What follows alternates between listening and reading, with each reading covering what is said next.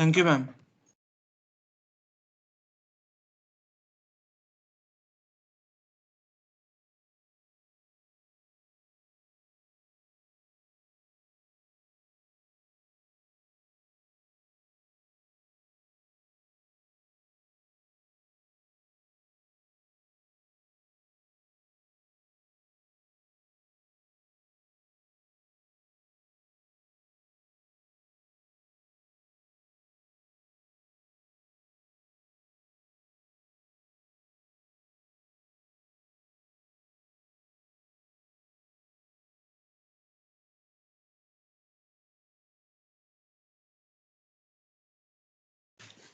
Ma'am, you're on mute.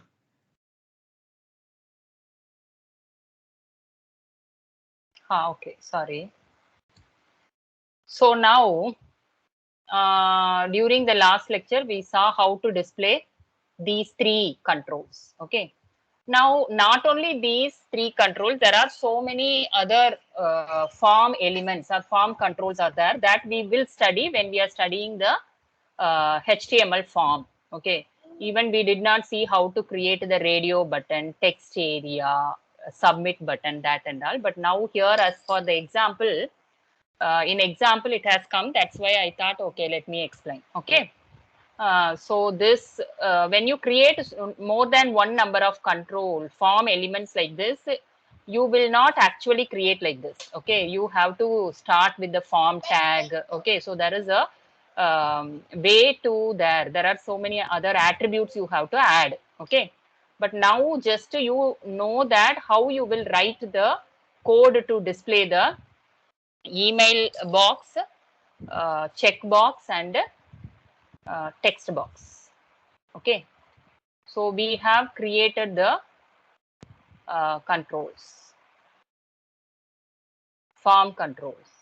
Okay, and then as per our class notes, next we have to see some general purpose attributes. Okay, now look at here. What is general purpose attribute? Those attributes are called core attributes. There are attributes in HTML you can use in more number of tags. Okay, so that is a common attribute for more number of tags. Okay, so ID is such attribute. ID is such attribute. So in which tag, inside which tag here you have given ID attribute inside the input tag. Okay, you already know that input tag will use to create the form elements. Okay, which form element we are creating here? Text box we are creating here.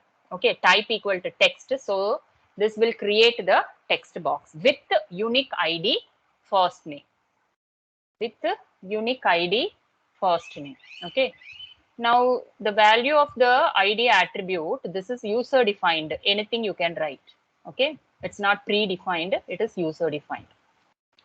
So for this input tag, you can give any ID.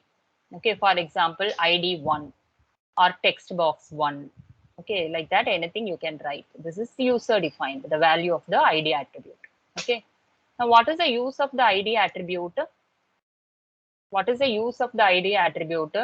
ID attribute will uniquely identify the tag. Uniquely identify the tag. Okay. This now, for example, you are creating here another tag. Okay. And assume that here in ID, again in the same program, here also you are using first name, ID as first name. Okay. So now what will happen? The unique identification will not happen because input element also you are identifying using first name, and the division also you are identifying using first name. Students, here it is container. I am saying that here if you have written first name, okay, what will happen? So the element cannot be identified uniquely as you have given first name as ID for more than one number of element. Okay. So in a single program, underline, in a single program, you can't use the same ID for more than one number of controls. Okay. So now here also first name and ID here also first name if you use. That is wrong. You should not.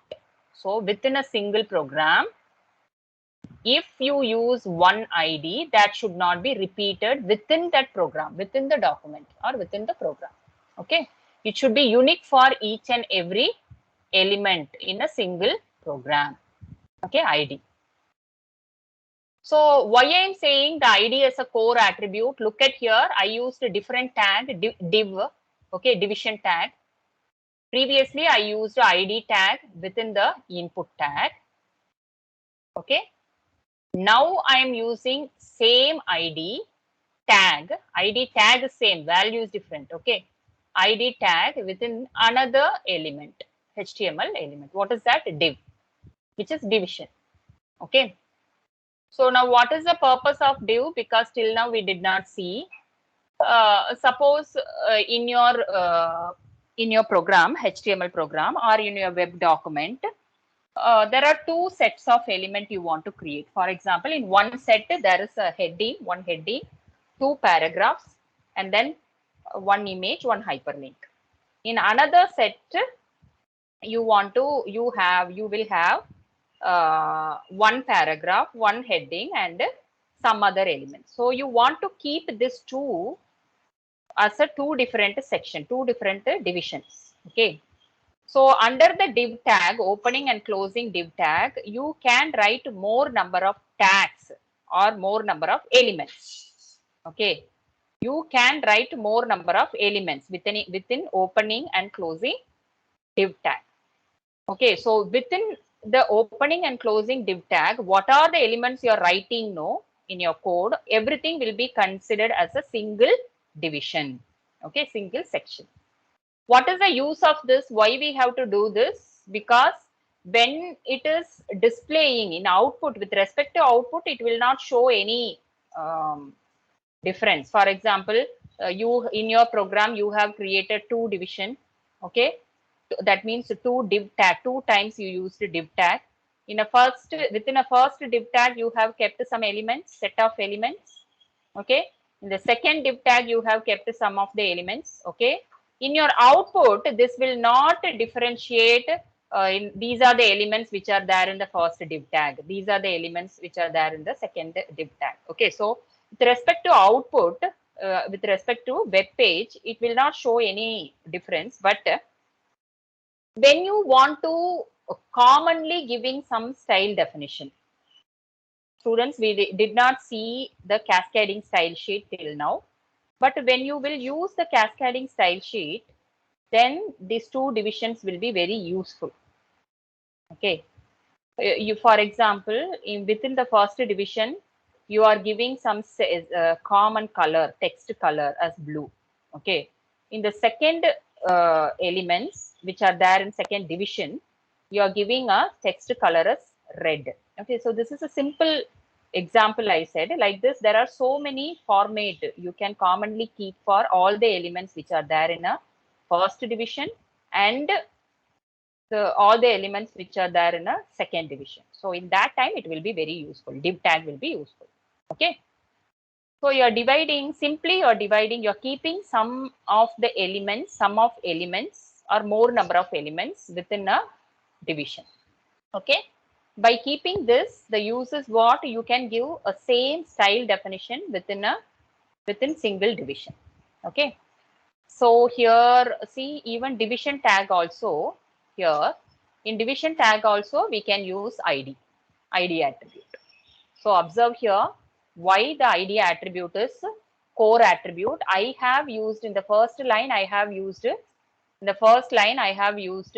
ID attribute within the input tag. In the second line of the code, I have used ID attribute within the div tag. Look at the third line of the code here, ID attribute I have used within the P tag. Okay. So the same ID tag I can use in more number of tags, inside more number of tags. That's why the ID attribute is called general purpose attribute or core attribute of HTML. Okay. So what is the core attribute of HTML? The attribute which can be used in more than one number of different HTML elements is called core attribute. Okay. core attribute. So now here, not only ID is not only the core attribute, we have other attribute also. Okay. Students, with respect to ID attribute, you have to remember one thing. What is that? Within a single program, the ID, the value you are giving within the ID attribute, no, this value, that should be unique, that should not be repeated, that should not be repeated, which is not repeated, which should not be repeated. The value which you are giving within one ID should not be repeated in a single program, in a single document. Okay. For example, here ID equal to first name I have given. Okay. And here also within the div tag, assume that I am giving ID equal to first name. That is wrong. You should not give. Okay. So this is a one point you have to remember. The ID attribute, the value of the ID attribute is unique for the entire document. Okay. But when you're typing another program, another HTML program, you can give ID equal to first name for any element. Okay. Even in that document also, the first name, ID equal to first name should not be repeated. Okay. Okay. Now next we come to class attribute. Class attribute is also core attribute like ID attribute. Okay. So ID attribute is a core attribute, which is a general purpose attribute in HTML. Class attribute is also core attribute in HTML. Okay. Okay. Now what is class attribute? Class attribute is also very useful when we are using cascading style sheet. When we are styling, when we are creating a style definition within the HTML. Okay, we did not study about the cascading style sheet. We yet to study. We will study. Okay. Okay. Now, class attribute also within the class attribute. See here, you are creating a user defined class. This is class name. Okay. Class name. Class 1 is the class name of input tag. Class 1 is the class name of input tag. Okay. Here, box highlight is a class name for div tag or div element. Okay. Box highlight is a class name for div tag or div element. Okay. Here, intro is a class name. Intro is a class name for p tag. Okay. Now here, not like ID attribute, class attribute can be repeated. The value of the class attribute can be repeated within the program. Okay. Now here, input tag may have class equal to class 1. Okay. In the same program, the div tag can also have class 1 as a class name. Okay. Then what is the meaning? In class 1, we have two elements, input and also div. Okay. So what is the difference between ID and class attribute? ID attribute will uniquely identify element within a document. Class attribute can have the more than one number of element can have a same class name. Okay. Then what will happen? This will create a group. Okay. Classes actually create a group of elements. Okay. What is the use of the class attribute? Using the class attribute, you can add many members in the class. Okay. For example, how you can keep more than one number of elements in a single class? By giving a same class name. So here also class 1. For example, here also you are giving class 1. And here also you are giving class 1. Okay. What is the reason? Because all these you want to keep as a single group. Okay. Why you have to keep all these elements as a single group? Because using the cascading style sheet, later you're going to give some common style definition for all these elements. It could be font size, it could be alignment, align equal to left. I want to give align equal to left for all these three elements. Okay. So Why I have to unnecessarily give align equal to left here, align equal to left here, align equal to left here? That will increase the coding. Okay. So for that, what I will do using the cascading style sheet, I will commonly give that all these should have some common alignment. Okay. So that will reduce the coding. Okay. And it will be very easy to handle also. You can, if you want to later change, in one place you will change. You no need to go and place, change each and every line of code. Okay. So you can easily manage the code using the cascading style sheet. Okay. So for that, you have to group some of the elements together. Okay. You want to keep more elements in single division. You may need to keep more number of elements in a single class. Okay. So that is use of the class attribute. Next, even title is also title attribute. Students title is not tag. We are talking about attributes. Okay. Sometimes no, when I'm asking explain the core attributes in examination, students will write the tags. Okay. So we are talking about the attribute. Okay. Core attributes. Okay. Core tags are meaningless. Okay. So core attributes.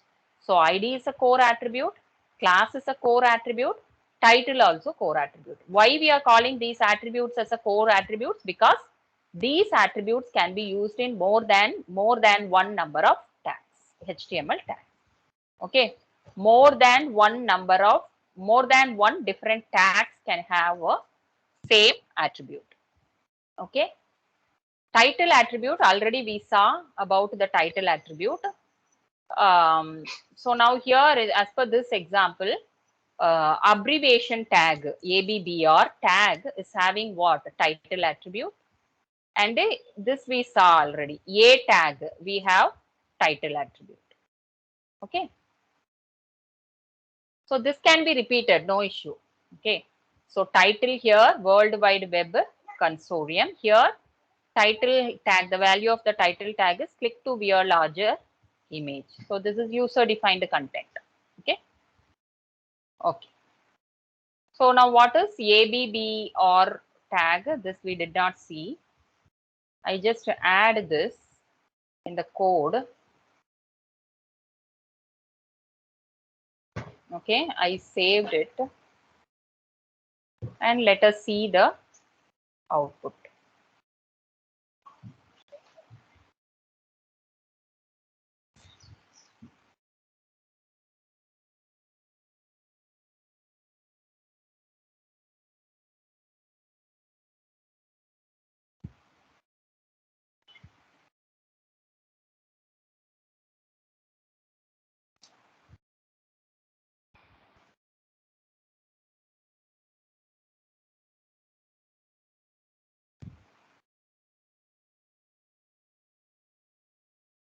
Okay, I refresh it.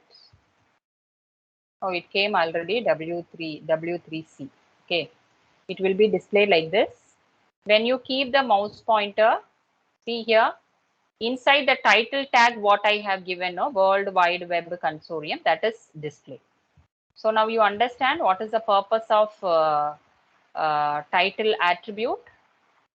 When I did not click students, I did not click it. I just keep the mouse pointer here on this abbreviation.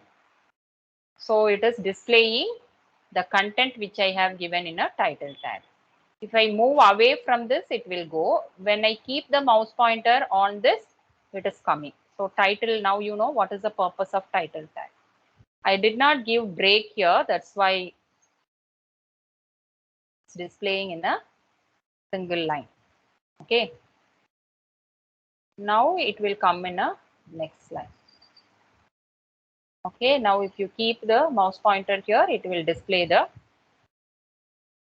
So some special format you are giving for the abbreviated text. Okay. Okay. Now next heading tag. Now heading tag, you can write the heading tag to display the heading for the text or heading for the paragraph Okay. Now I just randomly or roughly add this tag. Anybody said anything?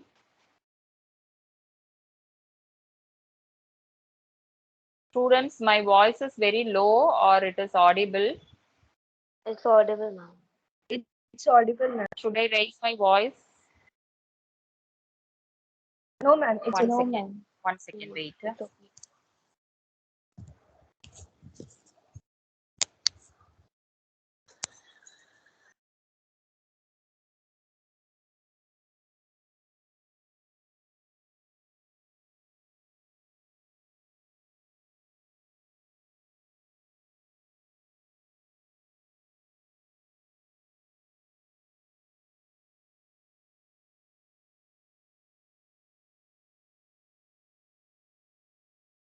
Okay. Now look at here. This H1 to H6. So this is used to display the heading. What is the need of different tags here? H1, H2, H3, H4, H5, and H6. You may want to display a title for a single document, the entire document, one heading, not title, heading. Okay.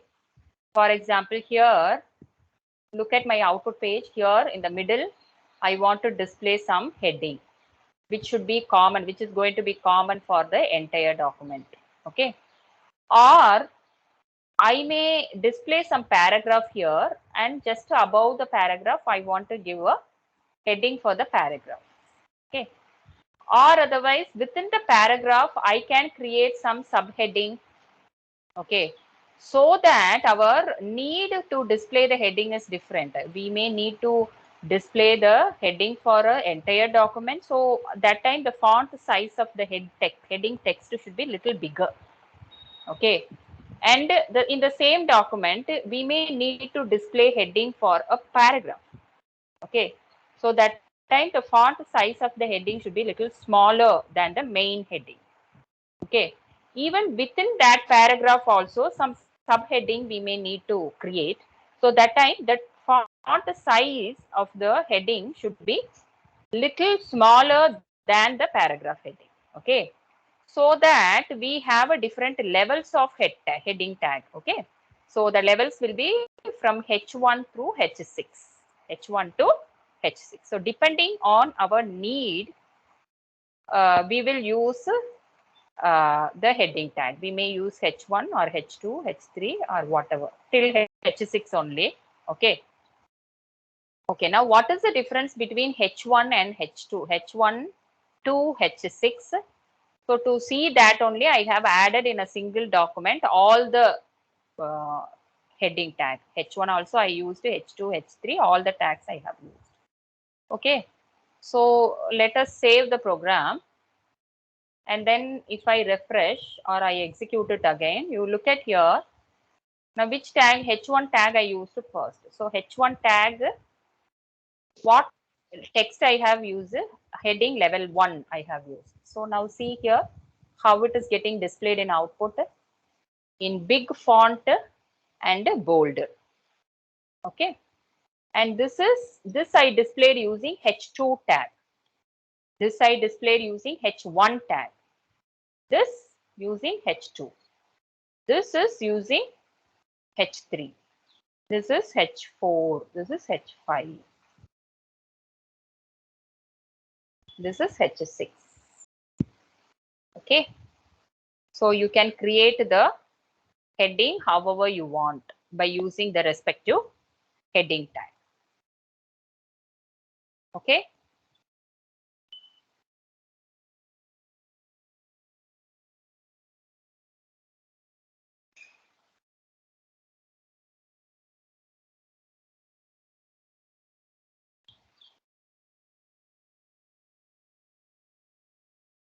Next, paragraph, already we know how to display the paragraph. And creating break also we used many in many documents. Okay.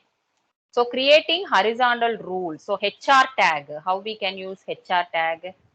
For example, in this output document, you have displayed all these content. Okay. For example, this is another paragraph. After this paragraph, I want to display a single horizontal line. Okay, in the output. Okay. So that time I will use what? The empty tag, which is HR tag. HR empty tag I will use. Where exactly I will use where I want first. That I have to decide. Ma'am, can you So repeat the HR tag again?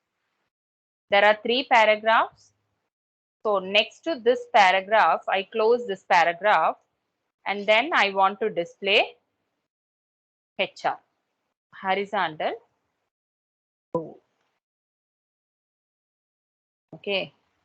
So now I am saving the program. I saved the program. Okay, I just refresh it. See here, I am getting a line.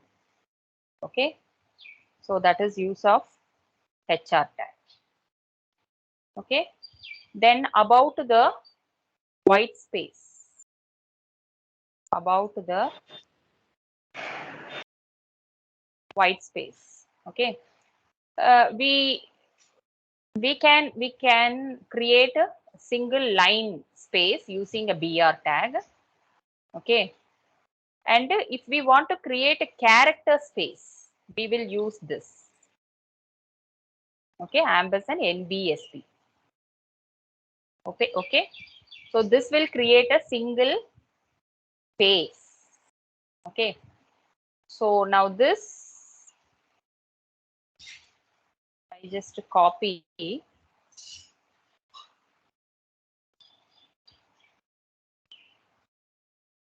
I will use here. Okay.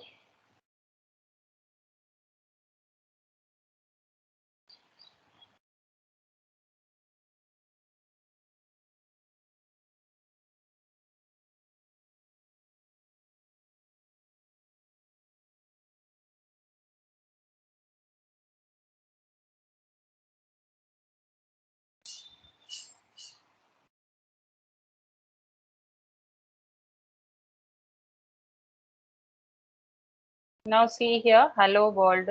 I have given 3 character space.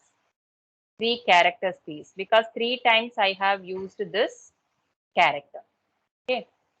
So I am getting a character space.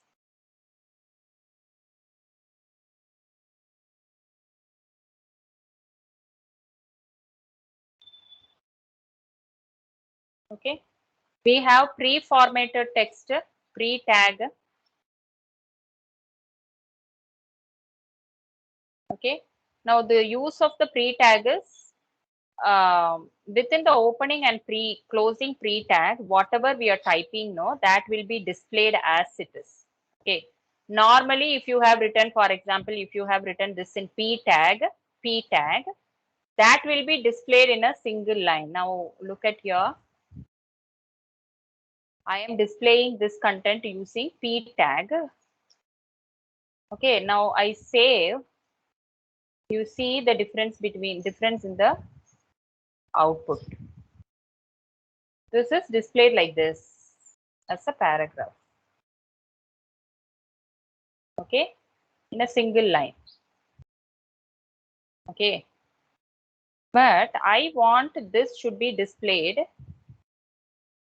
This content should be displayed like this exactly by taking 4 lines. Okay, I can give break and all some other aligned format elements, but that we have a single tag to do this.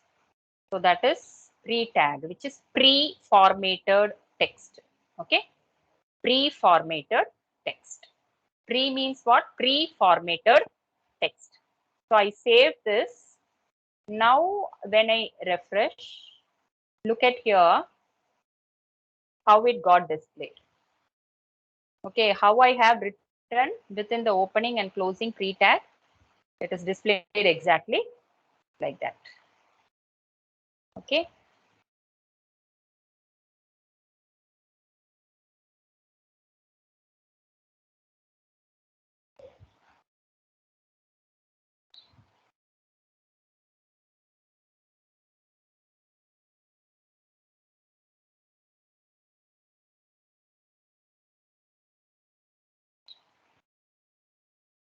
this we discussed already, creating links in HTML. How we can create a link in HTML and how we can create a link for image. This one is to give hyperlink for the text. Okay. This is to give link for text. Okay. So now here you are using which content should be clickable content in your browser. Okay, so this is the clickable content. So in your browser, you will get to see only Google search. If you click the Google search, it will go to this page, https google.com. Okay, but this is the pre-existing. This is actually the google.com we did not create. Okay, here instead of giving um, website name, other website name, if you have created any website or any web page with extension .html, you can give. Okay.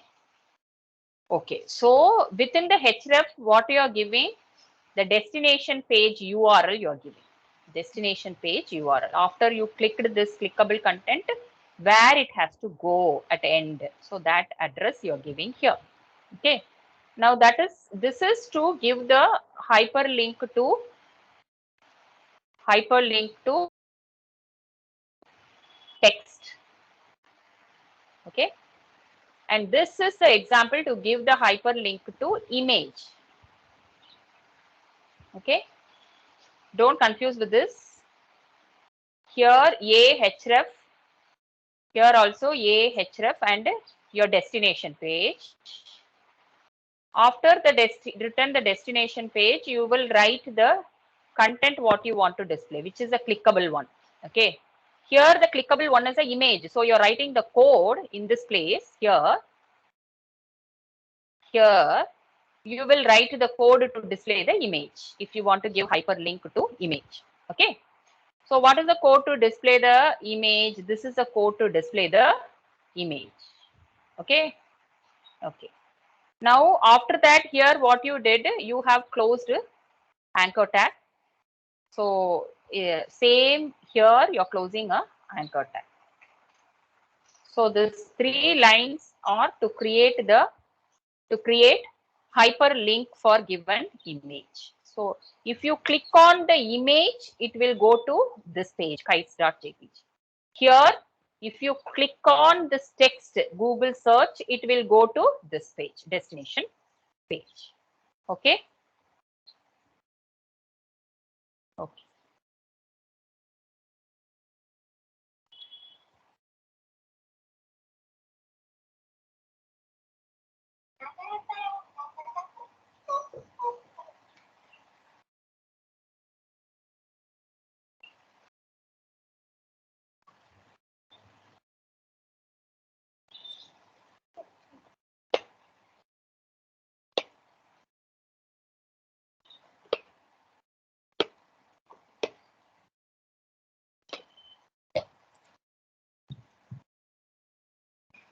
Adarsh, can you unmute? Adarsh.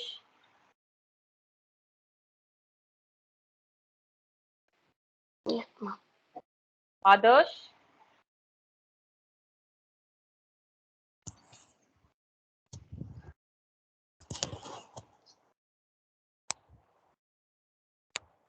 Wait a second, students, wait.